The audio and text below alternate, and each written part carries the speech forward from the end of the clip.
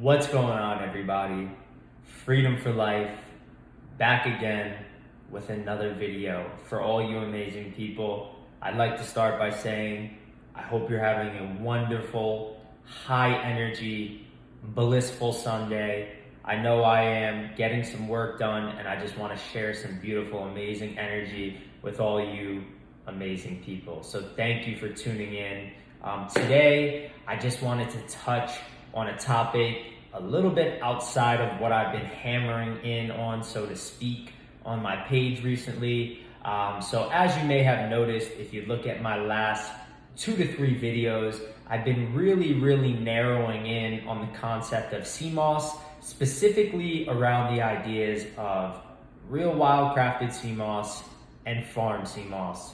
And just to start, I'd like to say thank you to everyone who sent me a message. I know a lot of you really appreciated the videos.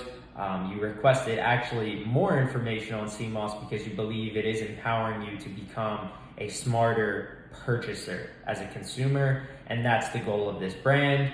And also, we did receive a bunch of feedback on people who received our 2-ounce trial offer, so to speak, and they were blown away with the quality, and now they have a clear idea and understanding of why I am so passionate about this subject and disrupting this market, so to speak. And it became clear to them the difference between farm sea moss and real, authentic, 100% wildcraft. So thank you so much to everyone. We will be posting more videos on the topic of sea moss, of course. But I just wanted to step away from that and make a video more aligned with mindset and topics outside of that. So today's video topic is going to be around the idea, concept of love. So what is love? Now, in today's society, we have a lot of different terms and ideas and philosophies on love. In fact, I'm almost certain that, every single person has their own idea of what love is to them. And I think that's beautiful, and that's amazing. But I'd like to start by, kind of making a bold statement by saying that today's society really has a backwards approach to love. And this starts at, the elementary level where you're taught to love things outside of yourself. You're taught to love this or love that, or I love that thing, or she loves me. And, you feel bad if someone doesn't love you, or you feel guilty if you don't love something else, or, you get where I'm going with that. And this relates to an important topic that kind of aligns and coincides with this, backwards theory, and that is the void. So the void is essentially the space in between the unconditional love for yourself that exists within every person. And within the void, there is a variety of things. They could be unhealed traumas, overlooked parts of yourself that, require more introspection to, understand and develop that love for those parts of yourself, and a variety of other things. And that's really where I wanted to start the video, and just let you know that we definitely have a backwards look on love, and it really aligns with the concept of the void. So to jump right into it, true love exists within the self, and true love is what runs this world. It's the energetic currency of this physical plane, and it exists within yourself. True love is for the self. Okay, so you need unconditional love for yourself. And when you have unconditional love for yourself, meaning that you've closed the void, and you've looked within yourself, you've healed all the traumas,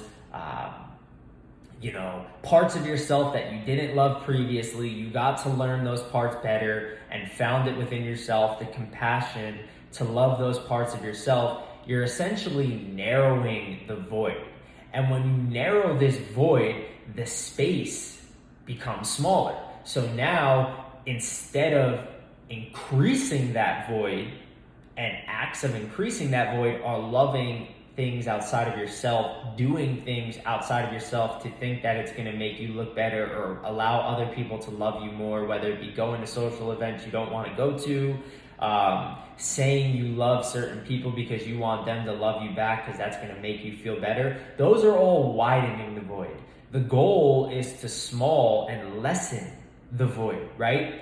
And what happens is when you start to do this inner work, whether it be meditation, journaling, therapy, plant medicine ceremonies, and you really start to come to grips with the void and look at parts of yourself that you previously might not even been aware of, or didn't have love for those parts of yourself because previous thought patterns didn't allow for it. When you start to come to grips with them, like I said, you narrow that void and you start to develop love for yourself. And when it becomes a repetitive behavior and you really start to exercise this love for yourself, it's unconditional. And what that means is there's no conditions of this love. It's not, I'll love myself when I have the Beamer, or I'll love myself when I have the Mercedes. That's a condition. A condition means that something can't exist without that condition being satisfied previously. So I will love myself when I have clean skin and a beautiful smile. But until then, I don't love myself. That's conditions. So you close the void through introspection, meditation, various conscious exercises where you take a deeper look at your inner self, your behaviors, your patterns, your thoughts, and you start to develop that love for yourself. You develop this over a long period of time. You exercise this, because this is an exercise, and eventually you narrow that void and you develop what is called unconditional love for yourself. And why this is true love is because when you develop this unconditional love for yourself, you love yourself deeply, naturally, you love everything else, essentially life. And this is because you are everything. You are everything. You are the tree, the wall, the other person. They're just a reflection of you, certain parts of yourself. And when you look at all these deeper parts of yourself, when you go deeper within yourself, you understand yourself at an unconditional level, so you can understand other people at an unconditional level, at a compassionate level. Unconditional love, you love everything else, life. And when you get to that point, you start aligning yourself with the vibration of oneness, because we're all one. We all come from the same source of creation, divine creation. And unfortunately, at a very young age, we're conditioned to forget this fact. It starts as soon as you're given your name. I'm this guy. I'm not everyone. I'm this. I'm that. I'm good at this. I'm not good at math. I am a bad person. I'm a good person. And it starts to really, really mold and condition your mind. And that's anti-oneness, okay? So a good way to look at unconditional love and why it is really the true source of love, and it allows you to love life, essentially, is think of a breakup, right? So 90% of relationships, just like I'll say 90% of sea moss is farmed, I'll even say 98% of relationships, intimate, of course, and non-intimate, are really void fillers, widening behaviors. Something inside of yourself that's unhealed, or an unobserved portion of yourself, you're seeking in that other person. And when they say, I love you, or they show you feelings or expressions of love, they fill that void temporarily, and it makes you forget in the moment, of course, that those parts of yourself are unhealed. And this is very, very self-destructive behavior. And unfortunately and fortunately, you can't really escape life and natural law. So even if in the moment for those 3 years, you're avoiding what deep down you need to look at. We all know what we need to look at. You're widening the void. And let me make an example. So you're in an intimate relationship. You put all this love outside of yourself into another person, right? So not unconditional love for self, 95% of the time. Unconditional love for someone else. Then one day they have a spiritual awakening. They realize they love themselves. They don't need you anymore. Or they don't want to love you anymore. And they walk away. And now you're crushed. And you don't have that person telling you that they love you or that you're the best thing ever. So now you're done. You're screwed, most people, because you've only developed love for things outside of yourself. You don't have that other person or thing or figure telling you that they love you. So now you don't have love for yourself. That's why loving things outside of yourself before you love yourself is very, very destructive behavior. Now, you can have unconditional love for other people, but it has to start with unconditional love for yourself, because then you naturally love everything else. So that's why Freedom for Life is such a powerful brand and movement, so to speak. It's not a CMOS company looking to do $1 million in revenue. It's really none of that.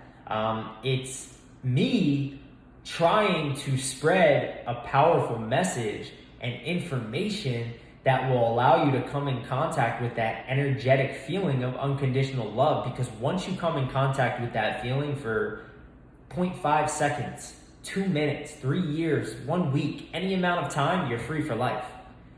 Freedom for life. You will never look back, because you'll be like, holy shit, this is the truth.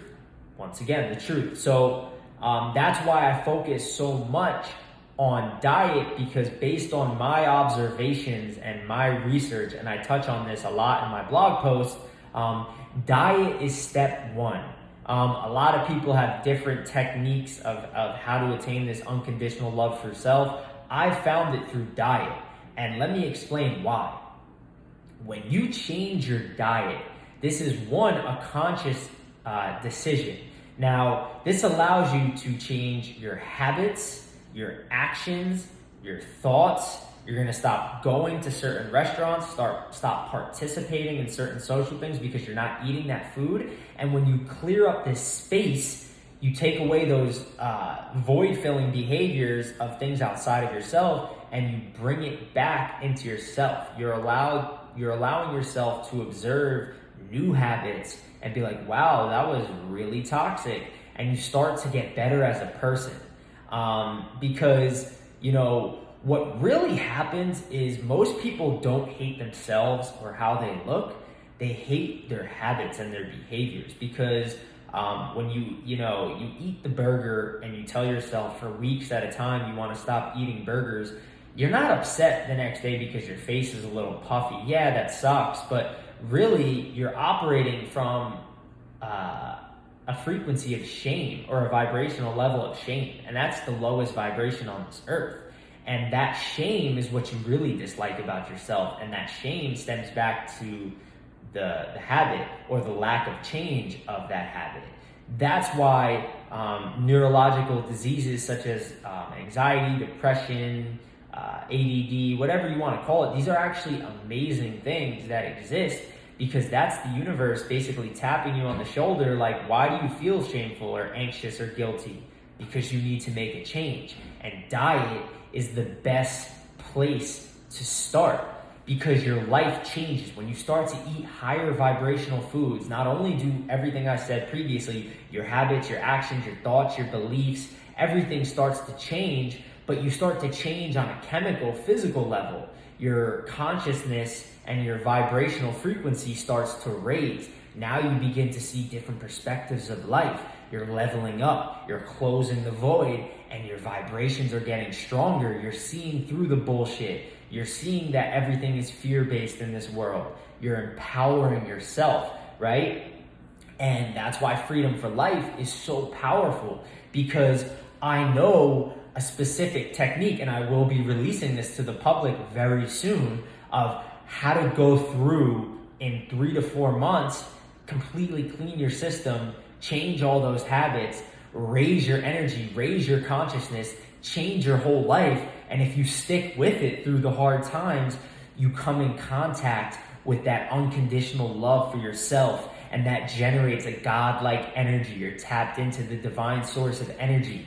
You stop operating from shame. You stop waking up ashamed of your habits, and you start to become in love with your habits. I just drank water yesterday and had fruit. My skin's glowing. I can't wait to go on this run. I feel so good. And then this compounds, just like anything, compound interest. Bad habits compound, good habits compound, and you start to develop unconditional love for yourself. That's why I'm fired up in this video. That's why I get in my car in the morning and I punch the steering wheel 13 times and I say, hallelujah, and I pray to the Lord, because I'm so in love with the habits that exist within my life. Love is not about how you look, okay? That's an external illusion. The external world is an illusion.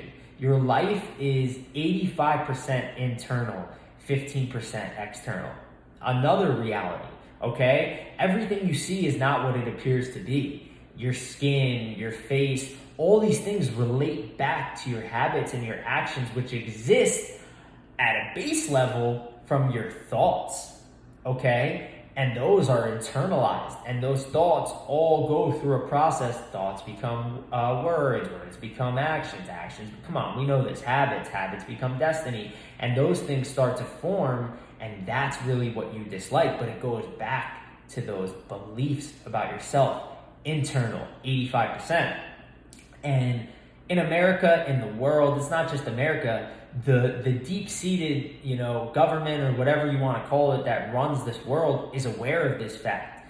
And they're basically leveraging it onto you and making you do the opposite of what I'm saying. They want you to develop love for McDonald's and love for the government and love for CNN, because the more you have love for things that exist outside of yourself, control.